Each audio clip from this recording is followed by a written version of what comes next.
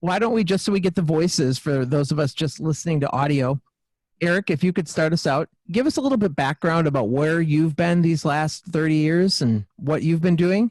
And then we'll have Christian do the same, just so our audience can get familiar with your voices. Sure. Testing, Eric Osmond. So I graduated from film school in 93. I guess we wrapped up Beaver in about 89. Is that right? Yeah. And I graduated from USC Film School in 93 and found my way into editorial. That's where I am now. I work for Illumination Entertainment that did Secret Life of Pets and Despicable Me and Sing and that sort of thing. Been there for the last 8 years. Excellent. And Christian, how about you? I did the show kind of early high school. I think primarily when I was in ninth grade or so is when I did probably the most of the show, and kind of been fairly linear with my career path, and it had actually nothing to do with acting. It was basically going to veterinary school. So I've been a veterinarian for almost 2 decades now. All right. So let's talk a little bit about what you've known from what we're doing so far. So we are kind of having a virtual cast reunion with all sorts of the cast of the new Leave It to Beaver. So we're glad that you both are here. Have you heard any of the updates from your other castmates, and what are your thoughts on what you've heard from them speaking so far?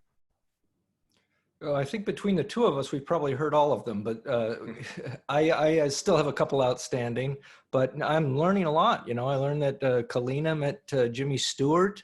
I learned that Brian Levant saw Kip's grandma naked, and these are important things to know. Yeah, so it's been very informative. Very good. I agree. It's fun to listen to everybody and get their backstories, and you always learn stuff every time you hear an interview, and it's pretty cool. And you forget about stuff too. I'm sure I have far fewer memories than Brian Nelson Jr. has of the show. He seems to know everything, but we'll try. But the beauty of being Eric is that he always has a camera going. So if you ever don't know exactly what happened, you can look at home movies and fill in any gaps. Nice. Well, he's going to do that. He wrote some great questions. I'm going to start out with the very first one that is on topic now. We want to know, okay. Eric, it seems like the new Leave It to Beaver was your one and only job as an actor. Christian, you probably as well. So was it your dad, Ken, who had you audition? Was there even an audition? How did you get cast in the show? For me, there was this is Eric. There was an audition. My dad had said, hey, you know, Brian Levant mentioned that you're about the right age for the character that they're looking to cast as my son. Would you be interested in that? And I said, sure, why not? But there was a casting process, and it sounded similar to what Kip described, where we had to get through the echelons of the Universal people and then over to the Disney Channel, and then it's neck and neck, and you never know. But yeah, no, it was exciting because I wasn't planning on acting, but I sure enjoyed not having to go to school so much and hanging out on the lot and learning about filmmaking, which I didn't know existed as a career option. So yeah, it worked out well.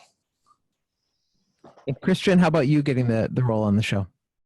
So I think I had it probably easier than Eric did. I think Eric's was the real deal audition. I'm sure we both probably had a little bit of an edge just by nature of being Ken's sons.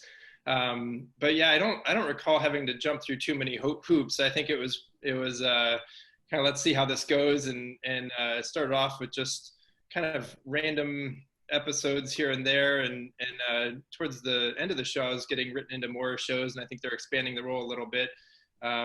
So yeah, like I said, I didn't really have to do sort of more typical cattle calls or auditions. It kind of fell into my lap. And Brian Levant learned filmmaking from Gary Marshall. So I think Gary Marshall is super fond of nepotism and family working together and, going out on group softball trips and that sort of thing. So it didn't hurt that that's where he learned how to be sort of the camp counselor of the series, as it were. Oh, yeah. And that whole entire, you weren't, you were the ones that were regulars on the show, but even, there was John's brother appeared on the show. Kalina's sister appeared on the show. Yeah, that's right. Even Tony's son played softball with you. Christopher, yeah, it was nice having him around. He was It's cool cool guy to hang out with. And Frank Bank's daughter was also on the show. Yeah. So once you were notified you had the role as Freddie, Eric, how did you prepare for a character? Did you ask your dad for any tips? Did you naturally know how to do the laugh? No, gosh, it was a real long time ago, but if I remember for like the movie of the week, there was only like one line or two lines. So I probably worked like that forever with my dad until I had that, like a robot, probably too much like a robot. But then for the series, yeah, I remember working on the cackle with him because that sort of seemed to be like a signature piece. But primarily we'd work on dialogue. They had dialogue coaches, so you were either in school or you'd be like running your lines with the dialogue coach. And they had great dialogue coaches that came from Happy Days and Laverne and Shirley, and so they were really great with the kids, and they could, I think, really dial you in. So by the time you showed up on the set with the director, hopefully you were kind of ready for it. And it became more second nature as the show went on, but especially at the beginning, there'd be a lot of time with the dialogue coaches just to make you sound like a normal kid, I suppose. Well, they did a good job. It's funny how that acting works. A lot of people overdo it. Christian, And then I got our dialogue coach to be in one of my USC student films too. So we stayed in touch, and I got to exploit him that way. Christian, when you appeared on the show, since Eric had already been on it, was there a lot of sibling rivalry going on because he kind of had the bigger role and you didn't? Did you care? Was that an issue? I would say not. It wasn't like that as far as like jealousy about his role in it, and I guess it's just probably not in my nature. But I was happy to start getting more and more involvement in it, mainly just because it was fun. It was just like a big, fun focal point of life and unique experience. And so I would say no more rivalry than any other kids with an age gap. I remember when we went to Florida, he would always pull pranks and stuff on me that was a little persnickety, or like, lock me out of the car and start driving down the road, and just like normal things that kids do. But I don't think it was necessarily show related. Sorry about that. Thank you for your apology. Now he apologizes. You kind of cut out there, Christian, because I have a wonky cable, and once every interview I lose about 5 seconds. So can you just? It wasn't that important. Yeah, well, you mentioned, I'll bring it up for you, that you got locked out of the car and he drove away, or is that the gist of it? Yeah, it was just I don't know, one memory in particular. I remember him and John Snee were in the car in Florida, and it was something like, "Can you go grab something?" And then they were just toying with me and teasing me and just sort of driving away, and I was left running after them saying, "Come back, you jerk." Thank you. Typical kid stuff. It did sort of seem like the studio thing was almost like a rite of passage, because Dad had done it. His father was a carpenter and a prop maker for the studio. His mom was an agent.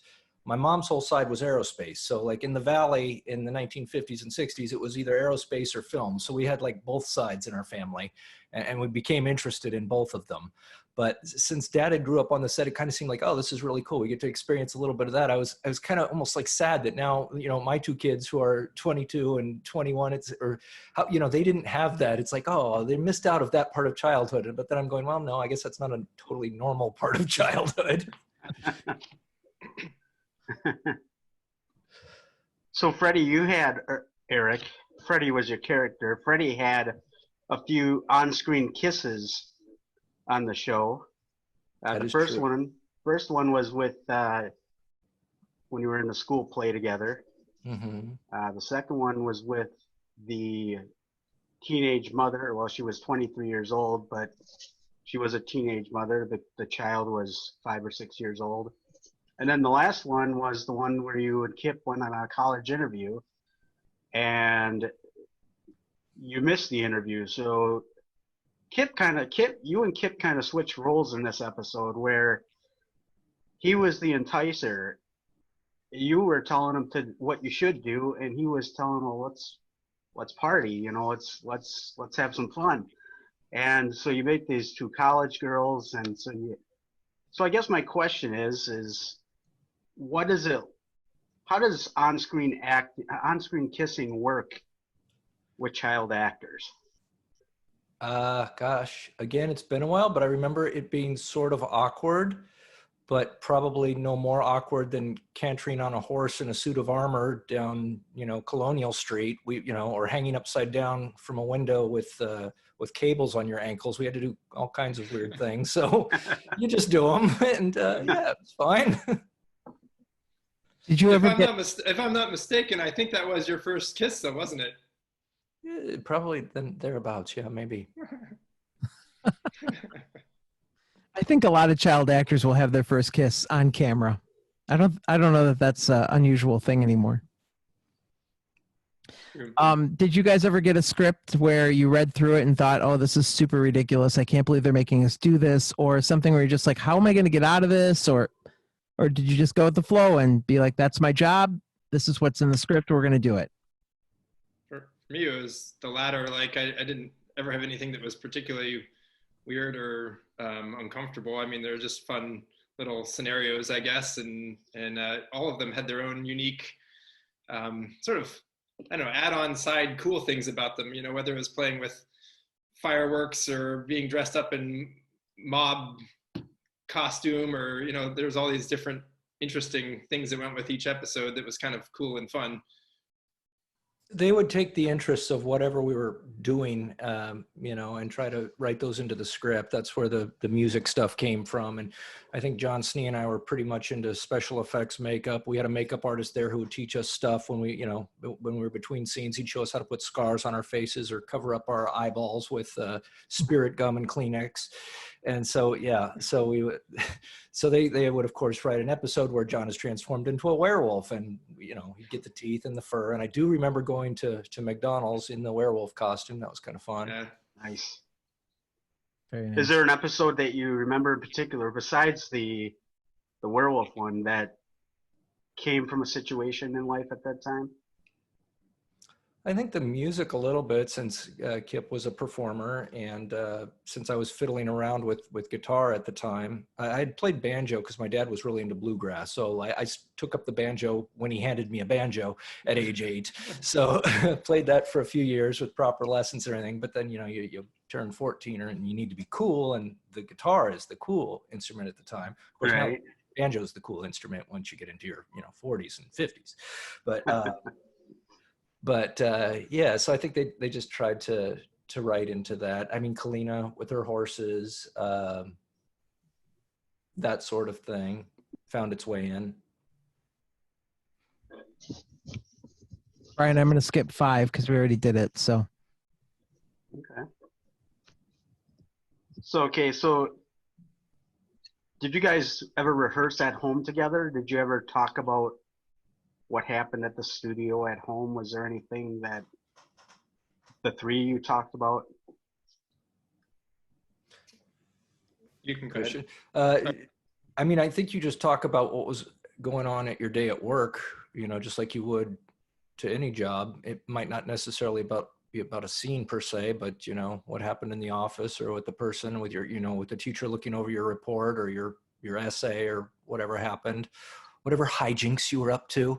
But so yeah, you just talk about life, I suppose. did you have to shine his shoes at home, your dad? It's really funny. I actually I'm cleaning out my dad's garage, and I found I must have built it out of wood. It's just 2 pieces of 2x4s painted blue, but it's a shoe shiner. So I don't remember ever having to shine his shoe, but I did come upon this shoe shiner. So it makes me wonder. I think not. I remember a couple things going back to your other question. Like, I remember when I first was starting the role, like Dad coaching us about the Eddie Haskell cackle, and also did that sort of incessantly. And I also remember it wasn't unusual to where in the evenings Dad would run the lines, and we'd practice the next day's script. And yeah, I think obviously he wanted us to succeed and do a good job, and he wasn't over the top crazy, needing his boys to be stars type of a person, but I think he wanted to give us every opportunity to flourish and do well. It was also much easier to memorize lines when you're 16 and 17. I think I'd read the script once and then I'd read it going from the school to the set, and then you just go for it. And Dad would always be annoyed in the evenings because I wouldn't be focusing as hard, but you know, it sort of seemed to work. I can't do that now, but. And the other thing that's funny, I remember Eric practicing his lines, or like something like in the car when you'd like run your lines by yourself. Like back then you were just looked at as crazy. Now everyone talks in the car without anyone in the car. Yeah, that's for sure. Yeah. Did you guys watch the original Leave It to Beaver to see your dad as a teenager? Yeah, it was on, less so now, I guess, but back then it was on pretty regularly. You know, and it was. I liked the show a lot. It was kind of strange. It didn't seem like, hey, that's Dad, because he didn't really look like the same dad to me. He just seemed like the kid on Leave It to Beaver who they claim is my father, but I took their word for it. Yeah, I feel the same. Like, for me, it was always there. There was definitely no moment of, oh my gosh, Dad did this when he was a kid, and this is kind of a neat, big deal. It was just, that's just a thing that was always there. And I agree with Eric, like, it's so weird. There's something maybe about hardwiring. Like, I had no facial recognition of Dad as the kid with my dad. Like, to me, they didn't look anything like each other. Yet at the same time, the other cast members, when I first met them and saw them, I was like, oh my gosh, they're exactly the same. Yeah, that's real. true. But I did not see that with Dad at all. Nothing. That's true. And as far as like the uniqueness of that experience, it's more like just like, you know, Grandma was a nurse, Grandpa worked at Lockheed, designed the doors on the L-1011, Dad was an actor. It was just like one kind of piece of family history, not like a more significant piece or anything. It was just another facet of our family history. Do you find in your regular life, and I know that Eric, you work in the business, Christian does not, do people want to talk about your dad to you a lot? Or do they put that connection together? Do they think that you're Donnie and Marie's child or something? Yeah, you get that question. You get that question a lot, Donnie and Marie. Usually at work now, what happens is you work for somebody for like 3 or 4 months, and then it comes up, and then it's like just like the surprise, cool. We get to talk about this now for a few minutes, because they're, you know, it takes them out of left field, which I could imagine if I was like talking to somebody and then all of a sudden I found out their dad was like Greg Brady or something. I'd be, you know, oh, that's cool, that's weird, but. I had one really unique experience when I was I think I was a resident at the time, doing my surgical residency in North Carolina, and I was seeing a client and a patient, and the client was asking me, she's like, "You look really familiar. You don't happen to be related to Ken Osmond of Eddie Haskell, do you?" And I was like, "Yeah, he's my dad." And I was like, I'm sure someone put this person up to it, or they told him about it. Because I mean, a lot of people knew, but the client, and I believe her, like she swore to me, she's like, "No, I could see it in your face." And I was like, wow, that's never happened before, but it was really weird. I was like, that's amazing facial recognition to be able to recognize the offspring of a 50s actor in black and white. Right. But generally when most people say, "Are you related?" I usually say I'm related to N. Osmond, but I don't know if it's the one that you're thinking of, because I don't know if they're talking about Donnie and Marie, which usually Donnie and Marie is the first question. Yeah. Yeah. That's funny. So the question that somebody really wants to know, and I don't want anybody to feel bad that I didn't ask their question, but the question that was going to lead into that is Mark Tracy says, what was the moment you realized that the Eddie Haskell you were watching was your father? Was there a pivotal moment you're like, oh my gosh, yeah, that is Dad? Or was there a weird moment like that? Or was it just kind of like what you said, it was a natural kind of thing that? Or was it turned on at one point and your dad said, "Hey," you know, or were you introduced as it, like your dad worked on this, or was it just turned on? No, because I mean, remember by the time we were born, it had already been on the air. And so there'd always be like little, you know, hey, there's a t-shirt with Dad on it. There's a thing, even when you're 2 and 3 walking through the mall. Yeah. So it was just something that you kind of knew of. It was just always there. It wasn't revelatory as if it was introduced to you like when you were in your 30s and you didn't know beforehand. You just kind of grew up with it. Right. Brian, you're up. Okay. Number 8, in case you're. I see it. Yep. Okay. So yeah, our next question comes from Gary Greer, and we talked about this earlier. He's kind of wondering, there was a lot of music in the show. You and Kip were in a band, and you played the guitar, and so Gary wants to know, he's a musician. He wants to know if you played guitar. Yeah, not well at all. I still have a guitar and a banjo in the other room, but I don't find a lot of time to practice it.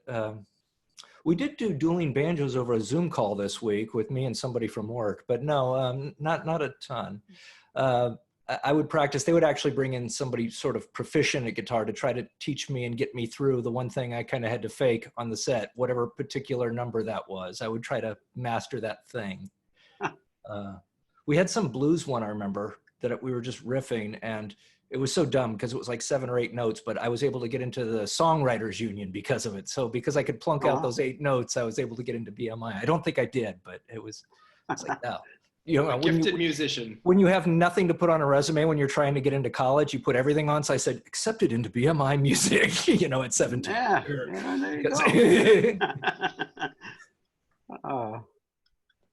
So one of my favorite episodes is Daydreaming. We were talking about a lot of music. There was a lot of choreography in that show. Was it hard to learn all that choreography? Definitely for me, because I couldn't dance a lick. Kip took right to it. But again, with the choreographer, just like the guitar teacher, Eric, this is how you do it. You put your right foot over here and then you put one over here. But it still looked very robotic and forced. But luckily, there were good editors to cut around that and make it seem not quite so terrible. Well, Kip did that chubby checker hop, and that if anyone can master that, they can do just about any dance move. Yeah, Kip could do it. Broadway trained thespian that he is. Yeah. We've been asking a lot of the cast members, because the season ended after 4 seasons, it kind of ended abruptly. What do you think would happen if the show returned? How do you think Freddie and Bomber would have evolved? Would they have joined Haskell Construction? Where would you project them being now? Christian? I think, what was that? Well, we could just pretend that we're writers and we could just write something right now. Yeah. All right. Let's make a good show. Yeah. I don't know. I think Bomber was definitely way too independent and against the grain to just follow in his father's footsteps. So there's no way he would just be a cog in Haskell Construction. Or I said Freddie, but I meant Bomber. I don't know. It's debatable on whether he'd be in prison, but that wouldn't make for a very interesting show. Well, maybe he got reformed and he's done bombing buildings and stuff. Maybe. He was definitely the more edgy of all of the Haskells, for sure. Like he pushed it a little bit more than the typical Haskell would, but I don't know. I still think that deep inside he was still a good person like all the Haskells, but it was maybe deeper down inside. I think Eddie would probably have pushed Freddie to take over the family business so he could spend more time at the racetrack. There would probably be Freddie trying to make it go more legit, or, where's our social presence? Where's your Facebook presence? Trying to get him to do commercials as the founding father of Haskell Construction. I do remember that one commercial where he says, I'm Edward Haskell, and I'm standing on my father's grave to prove a point. There'd probably be some of that, but in YouTube form. Yeah. Only he would want you to make him look like a star. Yeah. Perhaps. Thank goodness we had Brian Levant to write these episodes and Cindy Beagle. Yes.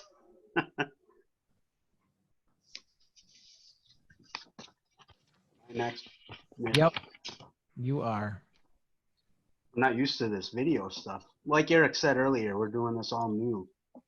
I usually just have to tap them, and then you know. Cutting edge.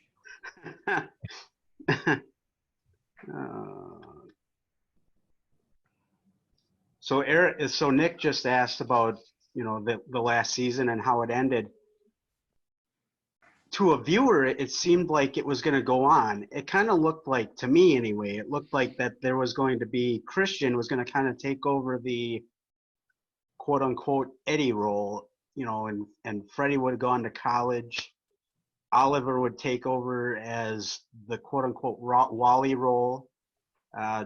Troy Davidson, Kevin would be the new Beaver role. And even in the last episode, Beaver was, he almost got married to his ex-wife, and then that gets messed up, which you guys were brilliant in. And I think Bomber, well, no, that was the graduation where he puts a smoke bomb in the audience. But were you surprised, I guess, if, you know, when it ended, or did you expect it to go on? Because we've seen interviews online that have said that they expected more episodes to be made. From my perspective, it seems like there was always this tension around towards the end of the season, and is it going to get picked up? Is it going to get picked up? And it was like, always like, in my mind, it was always like winning the lottery. Every time it's like, hey, we got another 13 episodes, or we're picked up for 2 more seasons this go around. And it was just like celebratory for the family. I mean, it was fun, and it was, like I said, it was just a good time. So every end of the season was uncertain as far as whether we're going to come back, is kind of my recollection. What do you think, Eric? Yeah, I would agree. I seem to remember the rap parties as feeling like real rap parties because you never really knew. And then maybe 6 months later, you'd get a call, or 3 months later. I kind of remember the last season as feeling like the last season. I remember we moved to Orlando as kind of like a way to extend it out one more season somehow. I'm not sure what all the backstory was there. But the last season was definitely felt very different than all the previous, where we were on the Universal lot in LA. Yeah, the Universal lot in LA just had like a lot of history and was a fully functioning studio, and the one in Orlando was just a vacant lot at that time with 3 sound stages that was coming up to speed. So that definitely felt a lot more like camp. And I think I was 17 and was getting a car and then an apartment. So it felt like camp with a little bit of independence. So it was very different than, you know, back at Universal. Which, by the way, you had your own apartment down there when you were down there, didn't you? I did. I think I remember that I started out with Dad in his apartment. I remember laying all things out on the bed and saying, "Bye, Mom, we're leaving for Orlando," you know, randomly. And then I think it was when Kip left. I think I inherited his apartment, maybe. Oh, okay. And Christian, how did that work for you? You were actually, you made quite a few appearances in the last season. How did that work for you? Did you stay down there, or did you stay in California and come and film? Yeah, so you know, the earlier episodes when it was done at Universal and you know, in California, it was just very sporadic. When we did Florida, it was more the real deal. Like I moved there and you know, pretty much just full-time school tutoring, and spent multiple months there and just lived with Dad. I mean, I was 2.5 years younger than Eric, so I was pretty young and, relatively speaking, to have an apartment or whatever. So I just stayed in a bedroom in Dad's apartment in Orlando and did our thing. And I should say very good things about the school tutors. At least the ones we had were just awesome. They loved their kids so much. I had Miriam Richards was my studio teacher, who I just loved dearly. She'd come over to the house and she helped me write my essays to get into college. And she just was so caring and considerate. I've lost track of her, you know, over the years, but we kept in touch afterwards. And I'd sure like to meet up with her again, but they were just swell. Yeah, I share the same sentiment. It was a unique opportunity and very caring people. And it's a neat experience. Like I mean, most people don't have these opportunities, and it was really fun. The trailers were not like, you know, actor trailers with, you know, all the amenities. They were just like little square boxes with an air conditioning and a couch, and that became your schoolroom. So you do everything you could to make it feel like home, and the teachers would go out of their way to make it feel like your home. I do remember being on the back lot of Universal where they had a portable school trailer, and I think all the kids shared that trailer, because on the cork board, I remember seeing Soleil Moonfry wrote her name on the cork board. And cool. Yeah, I mean, like, I forget of them all now, but all the kid actors, you'd see them sign this cork board sort of as a rite of passage. You know what's really cool? When you were filming down there, and I know a guy that works for Universal. He actually worked for the show during the last season. His name's Mark Bradley. And he was a set builder. Yeah. And he worked. Now, Back to the Future said on one of their commentaries that Leave It to Beaver was filming on this lot somewhere the day we were filming or scouting or something. And I mentioned that to him, and he was like, that couldn't have been it, because this movie was out this time, and the show was filming. You filmed there in 88? Did you start filming there in 88, or did you start filming there in 89? No, I think 89, let's see, 88, 89 was Orlando, and any previous season would have been in LA. Okay, But so yeah, 88, 89. So you would have done some filming in 88 then, right? I think so. I do know that they finally moved the Cleaver house out of its spot on Colonial Street to put up the house for the Burbs. And then it sat on Jack's behind the Psycho house for the longest time. I don't know if it's still there. You know, there's a lot of controversy that's going around about the Cleaver house. You know, as you guys mentioned, I know quite a bit, and you know, but yeah, Not to toot my own horn, but yeah. but yeah, there's, you know, they're talking about the house. You know, this is the same house that was on Desperate Housewives or some housewife show, and I say that it is not, because if you look at it, I mean, as Mark Bradley will point out, that, I mean, this is, he and Brian clicked right away, because first thing Mark said to Brian was he brought him a little model of the house. He built the little house. And he has that in his house, I think. He does. As a matter of fact, I got a picture that he signed for me in his office. And behind there, you can see he did, you know, there's a Wally Cleaver house, and there's a Beaver, you know, there's the Cleaver house. And I remember seeing that, and I showed that to Mark, and he's like, yeah, those are my houses there that I built. And so anyways, he pointed out to Brian that it doesn't make sense the way the show is shot. You know, like when you see a light on in the boys' bedroom, it's in the gable on the far right. But if you go up the stairs and the way everything is made, you know, what you're made to believe when they're going up the stairs, it's the other side of the house. Or the chimney. And this is what the giveaway is on which is the same house or not. Because the chimney in the exterior of the house would appear like it's in the middle of the den of the house.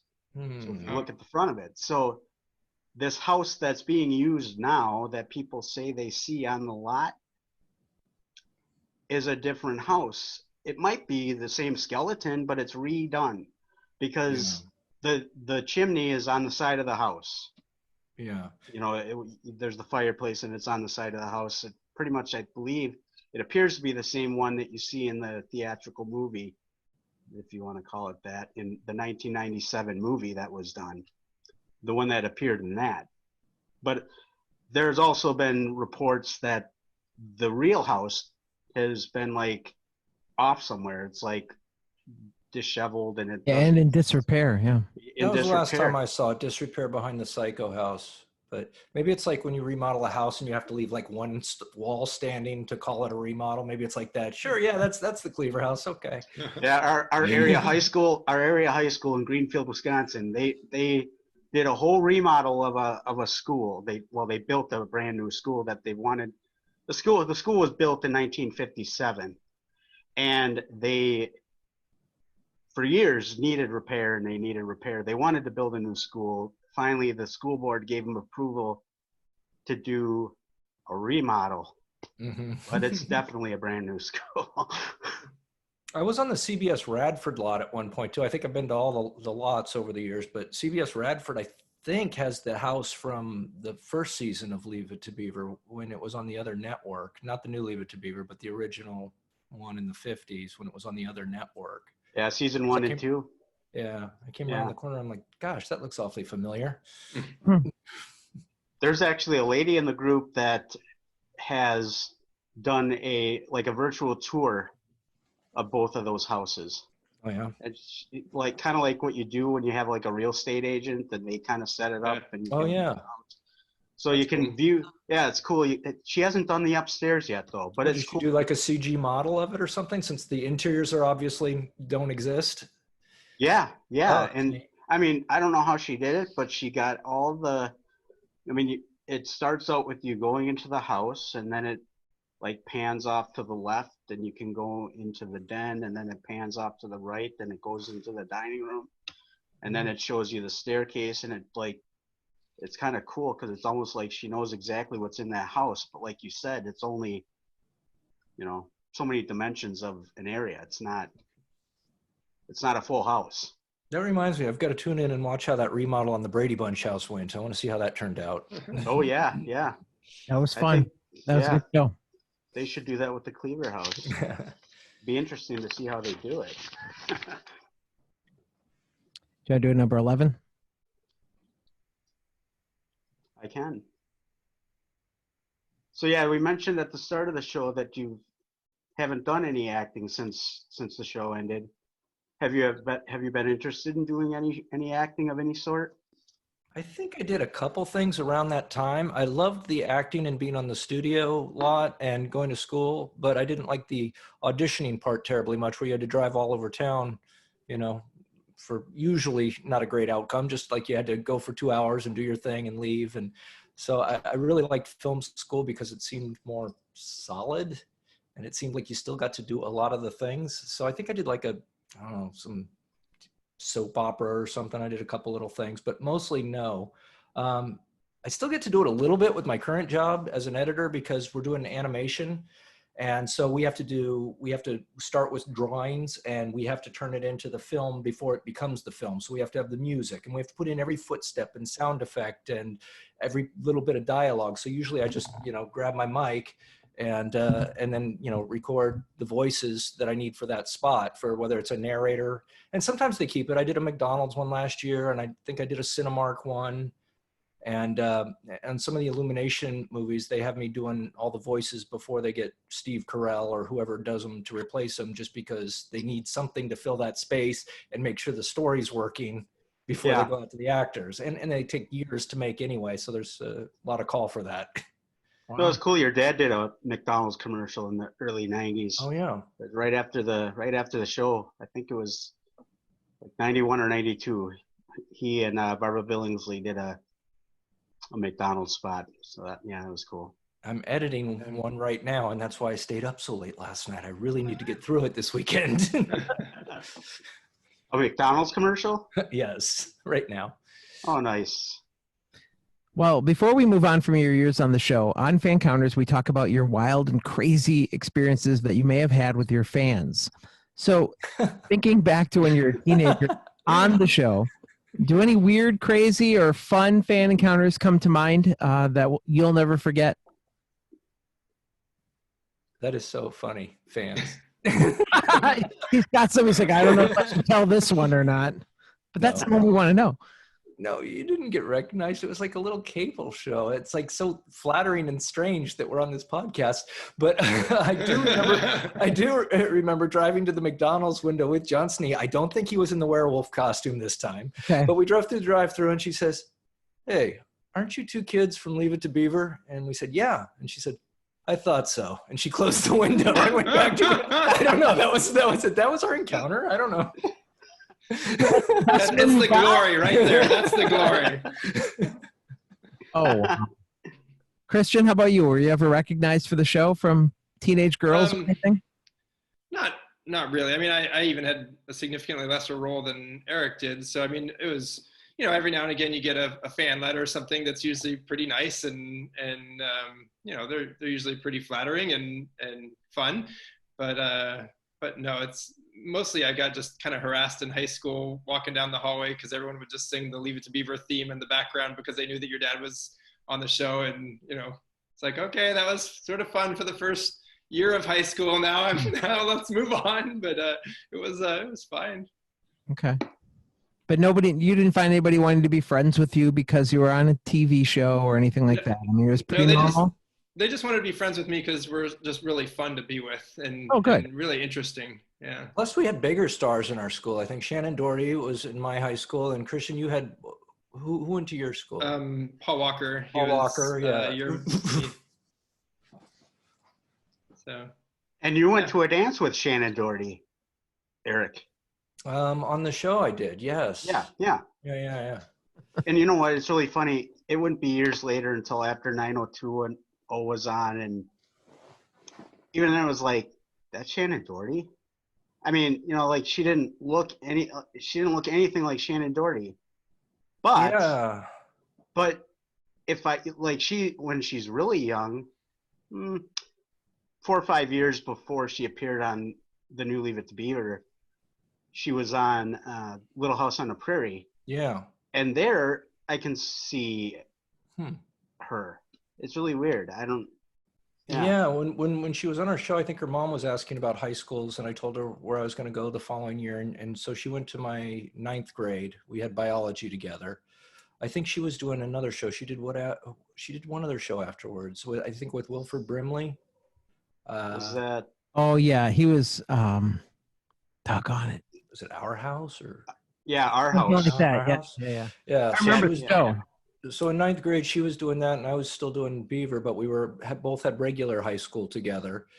I think they asked us both to leave that year because it was too much rigmarole to try to get assignments to us. I know they had to get a fax machine for the school, and I think a lot The of school times didn't have one? no, faxes were newfangled things back then, and yeah, that's how we would get our I assignments. suppose. We'd fax them back and forth. I think some of the teachers in high school are more amenable to the Mm. kind of the unusual circumstances than other. I remember I also went to grammar school with Mark Paul Gosselaar, and I distinctly remember like him sort of butting heads a little bit with some of the teachers there because they had to again go through some different hoops to get things done, and like Yeah, they don't want to focus too much of different. their attention on one particular Eric, I student. can't hear your audio. I was going to say, I can see how they wouldn't want to spend too much, of their time on one particular student at the disadvantage of all the other students. So I get the point. I had a great biology teacher, Ray Endicott. Christian, you loved Ray too. Oh yeah, But he AP would Bio is great. He would record everything on micro cassette, and you'd listen to that. And I guess that wasn't such a deal. He would just hit record, but it was one more thing he had to do. And I remember he would say, "And Eric," and you'd make some specific. Oh, that's comments too. right. That's fun. And you also conned him into Conned him into a student film at USC That's fun. too. I blew up his blew head. up his head. Yeah, because remember the special effects, so we did the whole mask of his head, and then we filled He that up. breathed through straws while he molded his head, and he fortunately didn't die during the process. Yeah, That's trust. Yeah, Yeah. misplaced trust. Right. Brian, you want to hit 14? All right. So since leaving acting, you become an accomplished editor, Eric. You worked on Scooby-Doo, Captain America, Thor, the Flintstones. sort of. Sort of. Sort of? I didn't edit on the Marvel movies. They're very distinct jobs, like assistant editing, VFX editing is super like technical, and databases and getting count sheets to the different VFX houses. And I did a lot of that. And for some reason, that's still the pathway to becoming an editor, is you have to do this first. And then the mindset of an editor is completely different. It's about rhythm and timing and pacing and story and emotion. And yet, in order to get to one, you still have to start at the other. So on the Marvel movies, I was, I think, a 3D editor, because they shoot those movies with one camera flat. And of course, at least back then, every 3D was a big thing back then. Mm-hmm. So they had to send every shot out to a place that would turn it into 3D. So that was kind of my job, is to make sure it all got turned into 3D with the help of a lot of very bright people writing programs to help me track shots and that sort of thing. Scooby-Doo was as an editor. That was with Brian Levant. I think we did 2 of those, Scooby-Doo and Curse of the Lake Monster. And then with Illumination, I've just been the marketing editor there for the last 8 years, which I love, because it used to be that you'd work job to job. You'd work on a film for as little as 5 days and as long as 2 years, but you never knew, and you never knew what the next one was going to be. So I found this home at Illumination on the marketing team, which I just love, because you're working with the directors and you're working with the storyboard artists, and you're working on everything that isn't the movie. So it could be Super Bowl commercials or trailers or commercials for McDonald's, but it's super collaborative. Even during this pandemic, we still get on Zoom like twice a day, and we're sharing our screen and showing cuts and showing boards and showing drawings. And if you have a suggestion, you can bring it up and the storyboard artist will go off and make that change and come back. And so you get to evolve the piece together, which I find super fun. It's also neat because they animate in Paris. So that means we work during the day and they're working at night. So the machine's going around the clock, and it sort of means you get to keep more reasonable hours most of the time too. Animation, that was the trick, animation. I didn't know that. I worked in live action for 20 years, but. Well, that's kind of cool. And I'm sure that's done by design, you know, the way the clock works. Yeah, I think Paris, so. it's, you know, we have a restaurant here called George Webb's. It opened in 1948, and it was the first restaurant 24 hours. The way they got through that, you know, it was the way they made it legal is they had 2 clocks on their wall, and one was always 2 minutes ahead, so that once it hit midnight, 1 clock was already midnight, so it was already on that day. And then the second clock was, yeah, it's weird how it worked. It was a technicality, a little loophole that they had, and so now they have 2 clocks. So that's kind of like a reality thing with your animation, the way it works. You know, once you're done, then Paris goes. It's like the clock is forever going and everyone's at like daytime mode. Yeah. Although when I talk to Eric, it sounds like he's pretty much going 24/7. He's working pretty hard. Right at the moment, it goes in phases, but right at the moment, yeah. Eric, I did wonder, when you're editing together a movie, now have you done it where you're picking the clips and putting them all together, or? Yeah. Okay. So are you doing that at the direction of the director's notes, saying, you know, as they're filming, oh, okay, take 8A was the best, so use that one, or are you determining what take you think is the best? To some extent, and I think every editor and every director works a little different, and everybody has their own system.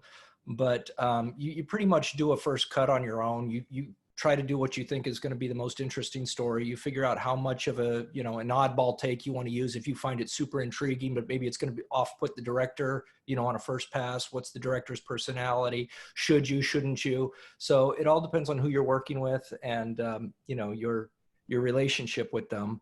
But it's very much an additive process. Like, I think most people think of editing as you just get rid of the bad stuff and there's the movie. And it's really much more additive. It's like, okay, how do I want to start this? Do I want to be on the person's reaction? Like, which is more important, the person saying the line or the person reacting to the line? If I cut to his hand fidgeting a little bit, is that going to tell a more important part of the story? So it's very nuanced and layered. And I think that's why I love it so much. And the different piece of music could totally change the feel of it. Where a scene is put in relation to another scene completely changes the way the story feels.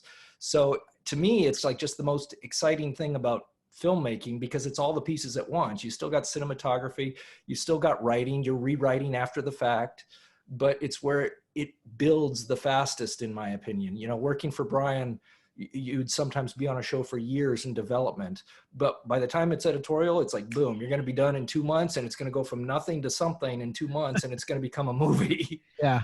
So I kind of just like it there. And it's air conditioned. When I was on the sets with Brian, sometimes you'd be doing snow scenes on Jingle All the Way, and you'd be on the back lot of Universal and it'd be 100 degrees. So I like the air conditioning too. Oh, I bet. So did you get this interest in the editing and all that when you were working on the show as a kid? I mean, did you see all this stuff? A little bit, but it was really hard to edit then. You only had like the 2 VCRs strung together, remember? You'd play one and you'd hit record on the other, and it'd have those weird color bars. Yeah. On every edit. And they would like jitter and. Yeah. Yeah. So I didn't really get to hang out in the editing room on the Beaver set at all, but like that's when we started goofing around with the camcorder and making films in the hallway, John and Kalina and Kip and I. And there was actually a high school across the street, and they let us use their editing facilities. They had editing facilities at the high school. It was still tape to tape, but boy, they didn't make those weird wavy lines, and it was magical. I thought that, oh boy, this is the future. Now, who owns those videos? Who's got the copies? I have hours of that stuff, because like the one rule as an editor is don't lose the film, not right. One frame of it. So I digitized everything, and I've got it all. It just sits on my computer. We were sort of like bloggers before we had a distribution mechanism. There was no internet, so we just taped and taped and taped. So yeah, I got that stuff tucked away. Well, are you interested in passing that along to some fans? Because, Brian and I can provide addresses. We would love to see it. Eric's very organized. You can name one thing and he can have it for you in about 5 seconds. Wow, That's a good thing. sufficient. Christian, did you always have a love for veterinary science and surgery? How did you pick that as your career? Yeah, I went from probably in 4th grade thinking I'd like to be a farmer. And I think it was actually my dad's suggestion. He's like, he just always respected veterinarians. He always had a love of animals. And I actually remember driving in his truck to Badger Block one day. He was building something. And I remember him saying, that'd be a great profession, very noble. And you should think about that. And I was like, all right, that seems like a good idea. And I don't know, I just kind of was always on that path. And then as soon as I discovered that there was specialization, I just thought that once you're a vet, but it's very specialized. And as soon as I learned that there was such a thing as a surgeon, then I was like, well, that's cool too. I'll do that. And just always kind of felt like the direction I would go. Even when people would interview me when we were doing the new Leave It to Beaver, people would say, what do you want to do? And I'd be like, I want to be a veterinarian. Like it was just kind of the thing that I always kind of wanted to do. Now, what's the largest animal you've performed a surgery on? Are we talking zoo animals or just everyday pets? The biggest creature I've ever dealt with, I got to spay a lion as a resident. That was fun. Wow. That's cool. Okay. I think it's a very mechanical thing. I remember I was saying that my grandpa was in aerospace. We got into aviation after Beaver a little bit. We've been building a plane for 20 years, just about done. Almost done. We both got pilot's licenses, and when we were building the airplane, you learn a lot of mechanical skills, and I think that applies to Christian surgery too. The tools he uses and the way you approach a bone, and We call them instruments, but basically they're expensive tools. So I have a question that we didn't really actually put down, but regarding, and this might take some thinking, Eric, because it was over 30 years ago, but the rap party, was that, it showed some people, like there were people like sitting at tables. So I'm guessing this is like, the way a rap party would work if you're doing a rap party after a season. So were these like family members who were out there? I remember seeing there was a clip where the little girl was doing like a funny face at the camera. And so I'm just wondering if there was like people there or if those were like extras just for effect. No, it was our actual crew, and it was their families. I mean, sometimes we'd have them at bowling alleys, but yeah, that one was on a sound stage. I think it was a way for Brian to squeeze out one more episode in a season we may have been short one. Hopefully the crew members weren't too put off by it, but as I remember, it was still a nice party. Oh yeah. Frank always enjoyed them. Yeah. Yeah. My dad was really good friends with Frank. They became the best of pals, especially in later years. Yeah, they were best of buddies for sure. And Frank was a fun guy and really neat. And what's really, when you think about that, I mean, in the original show, they were like they were in real life later on in life, where they were always together. Yeah. Like I think I've heard interviews with your dad saying, yeah, we'll be at a 7-Eleven or somewhere, and they'll say, oh yeah, you're Eddie Haskell, and then I'll be like, you know who this guy is? And it's like, oh yeah, that's Lumpy. But yeah, it's kind of cool to see. It's kind of cool to see the two different, they just kind of hang out like best of buds, Yeah. Well, it's been said a lot on this podcast, but yeah, it was such a wonderful group of people, from the writers to Brian to all the actors. They were just a bunch of nice people to hang out with. You wanted to. Yeah. The one thing that I picked up even before talking to anybody was that Brian was a fun type of guy. I mean, very much like a big kid. He that's what I picked up, seeing other interviews and I mean, even you see him, the first time I ever saw him, obviously it was on that rap party episode. And yeah, even then he was, it was kind of weird because he was a little more business sense there, but you could still see he had a genuine love for the show as a fan, not just as a professional guy. That's true. And he You also know? has an excellent sense of comedy. He has like a comedy lineage because he, like the people when he worked on Happy Days, it was like Gary Marshall. Those writers, you know, the old timers when Brian was coming up worked on like Sid Caesar. So it's this long line of comedy writers that one person inherits a little bit from the next to the next to the next. So I'm really happy I got to see a little bit of that. Nice. We do know that your dad was a police officer after the show was filming and stuff, and he actually was shot in the line of duty. We've read a lot of articles about that, but getting a firsthand account of what that story was like for you guys might be interesting for the fans to hear. How did you hear about the incident, and you know what was the family's reaction? What did you guys think? You know, how severe did you guys think it was? Who's first? Christian goes first. All right. I mean, it was a weird time for sure, and definitely a scary time. And I think I was pretty young and didn't probably have a full grasp of everything, but I do remember late at night, and I just have a vision of Dad was all wrapped up, and we had sort of long hallways. And I remember Dad coming home. He had been released, and I remember just seeing him kind of walking, sort of stumbling a little bit down the hallway coming home, and it was a scary thing. And I remember going to school the next day and people asking me about my dad because they had heard on the news that he was shot, and he had a bulletproof vest that stopped. He was shot 3 times in one event, and his bulletproof vest stopped 2 of the bullets, and then his belt buckle stopped the 3rd bullet. So he has a belt buckle that literally has a U-shaped dent where the bullet had hit instead of getting into his body. It was scary, and it definitely, I think, traumatized him just emotionally being that close to one's demise. And it also allowed him to, I think, really gain his like love and affection for his partner at the time, Henry Lane, who he still loves dearly. That's again one of Dad's bestest of friends, and he just thinks he walks on water, and he does. Yeah, he's visited Dad as recently as just a few months ago, and he lives in Idaho, so they keep in touch. Oh, we definitely appreciate your dad's service. Put that on record. So. Eric, Police, they have a tough job.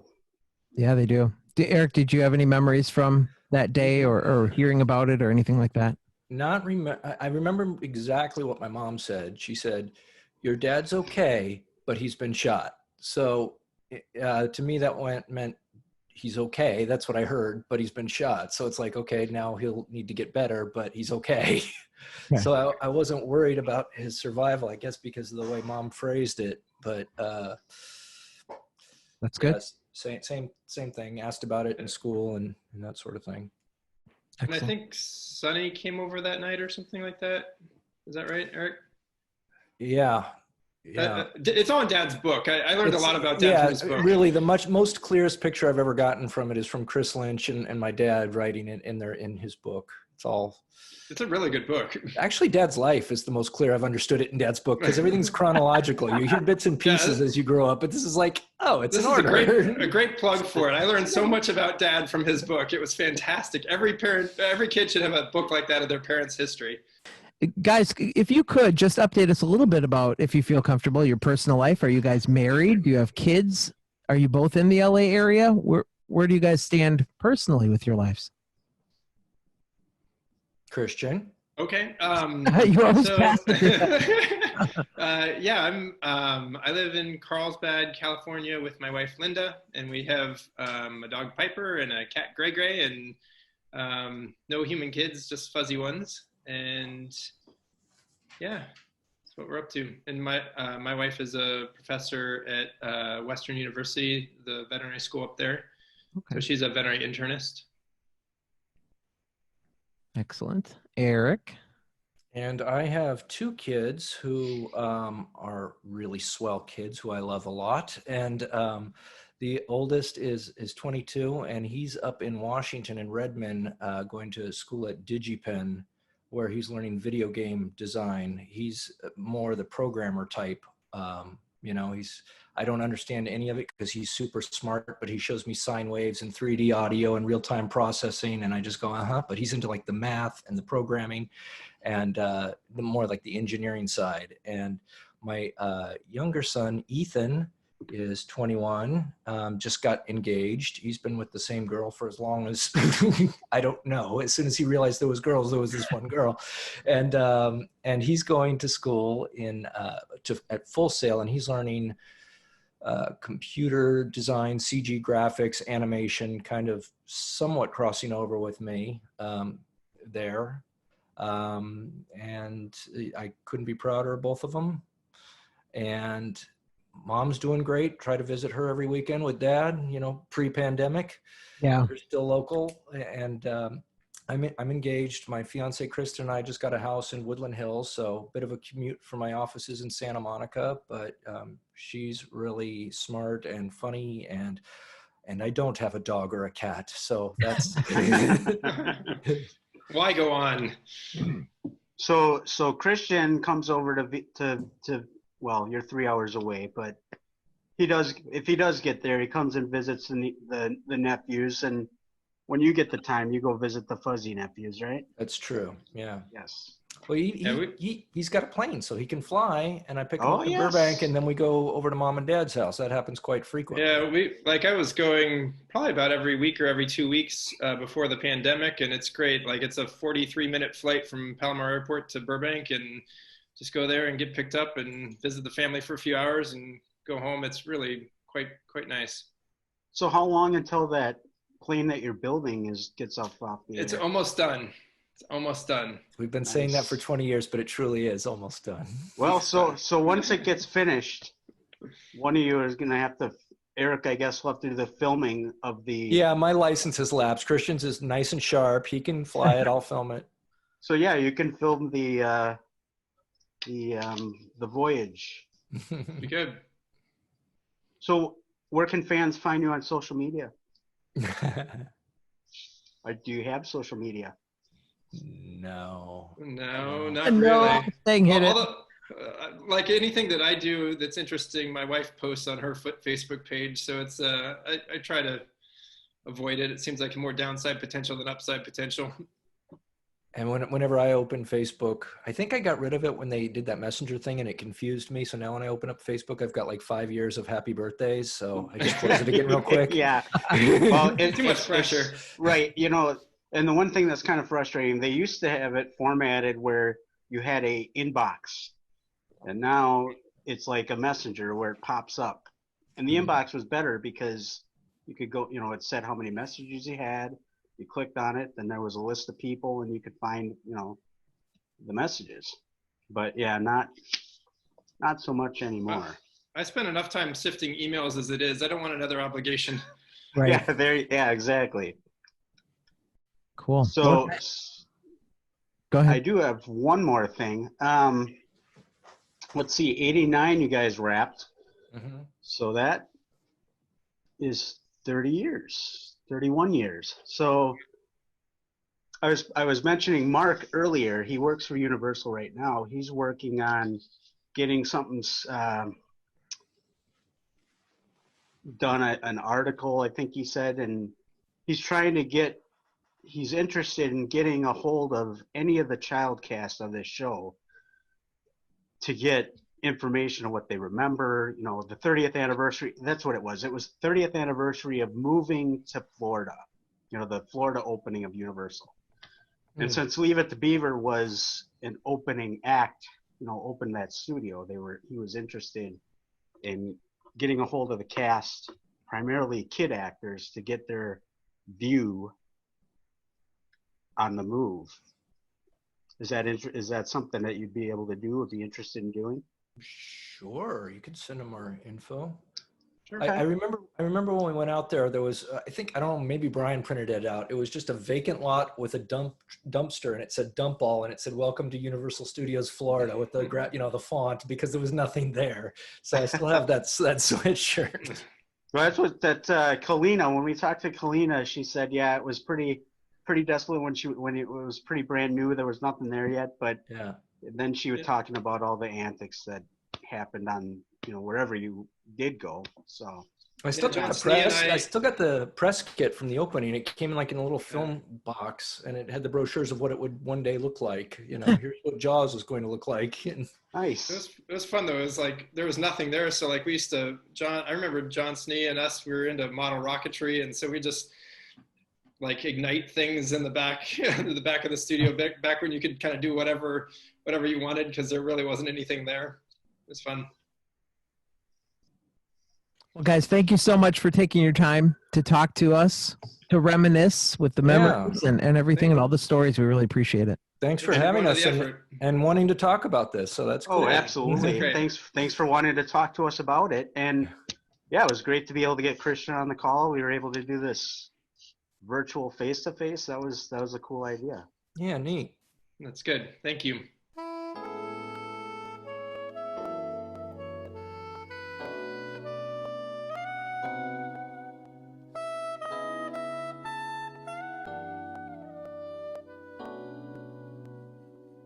I'm sorry to tell you this, but you're no longer welcome here. Hey, I can understand that sort of nonsense from the Beaver, but not from the beautiful wife of my best friend. I know I say that to Lumpy's wife, too, but I don't mean it. you know me too well. It's nearly post time. Frederick, my boy, I must say, I haven't seen you look this good since that day at juvenile court. Thank you, sir. You know, you remind me a lot of myself at your age, except I was better looking. So you've told me. Son, I've been thinking about that little talk that we had the other day. I didn't give you the kind of quality parenting that you've come to expect from me. That's okay. At least you got my name right. No, I want to make it up to you. When you get to be my age, you'll learn something about women. And on this night of your first date, I'm going to pass these secrets along to you. That's very generous of you, sir. Son, women are all a bunch of bloodsuckers, out to get whatever they can. And when they've used you up, they'll toss you aside like an old sock. Now you run along and have a good time. Look, just do the best job you can, huh? You have my word. Oh, that pushover. I'm the general contractor. My job is to find you the cheapest subcontractor, then pass those savings along to you. Some savings. Now it's going to cost me twice as much. Come on, Eddie, we had a deal. You promised me that we wouldn't have these kind of problems. Wally, let me tell you something about the construction business. And when I'm bidding a job, I'll tell the customer whatever he wants to hear. You should hear the whop where I told Monsignor O'Keefe to get the rectory deal.